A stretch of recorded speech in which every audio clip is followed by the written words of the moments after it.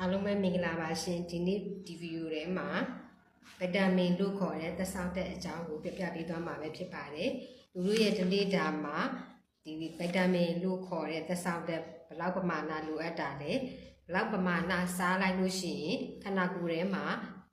ကိုယ့်ရဲ့လိုအပ်ချက်အတိုင်းအတာရောက်ရှိသွားမလဲဆိုတာသိစေဖို့ရတဲ့ဒီဗီဒီယိုလေးကနေတစ်စင်းပြပြပေးသွားမှာပဲဖြစ်ပါတယ်လူတွေမှာဆိုလို့ရှိရင်ဒီဗီတာမင်ဓာတ်ဟာအသက်ရှင်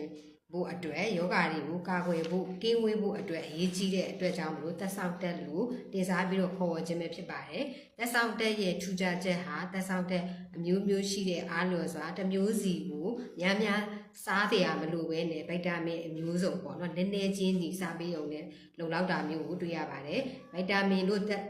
ခေါ်တဲ့သက်ဆောင်တက်ကိုအဆီမာပျော်ဝင်တဲ့ဗီတာမင်နဲ့ရေမာပျော်ဝင်တဲ့ဗီတာမင်ဆိုပြီးတော့နှစ်မျိုးပြန်ပြီးတော့ခွဲထားပါတယ်ရေအဆီမာပျော်ဝင်တဲ့ဗီတာမင်ကဗီတာမင် A D E K တို့ဖြစ်ပြီးတော့ရေမာပျော်ဝင်တဲ့ဗီတာမင်ကဗီတာမင် C နဲ့ဗီတာမင် B အုပ်စုလိုပဲဖြစ်ပါတယ်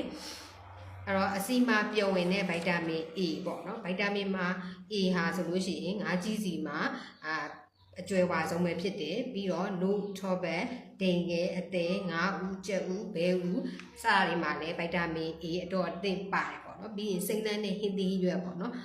ကရိုတင်းကနေပြီးတော့ခန္ဓာကိုယ်တွေကိုရောက်သွားတဲ့အခါမှာဗီတာမင် A အဖြစ်ပေါ့နော်ပြောင်းလဲသွားနိုင်တယ်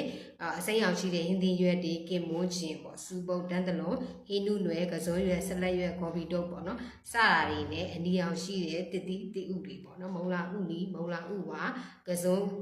ခရမ်းညင်ဒီတရသီးမဲ့ရွှေပြုံဒီဇီးသီးမဲ့တင်မောသီးမဲ့ငရုတ်သီးမဲ့စသည်လိုပဲဖြစ်ပါတယ်အဲ့တော့အမျိုးသားတဦးမှာဆိုလို့ရှိရင်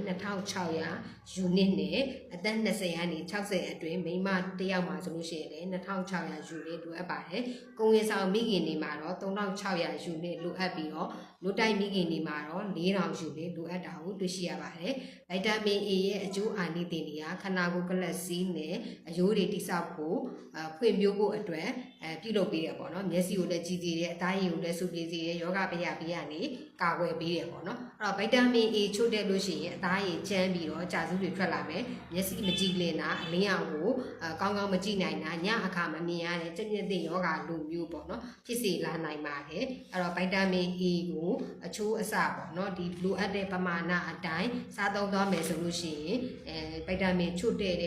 အကျိုးအာနိသင်ကနေရော့ပြီးတော့ခါကြတော့ကောင်းမွန်တဲ့အကျိုးအာနိသင်ကိုရရှိစေမှာပဲဖြစ်ပါတယ်အားလုံးကိုကျေးဇူးတင်ပါတယ်ရှင်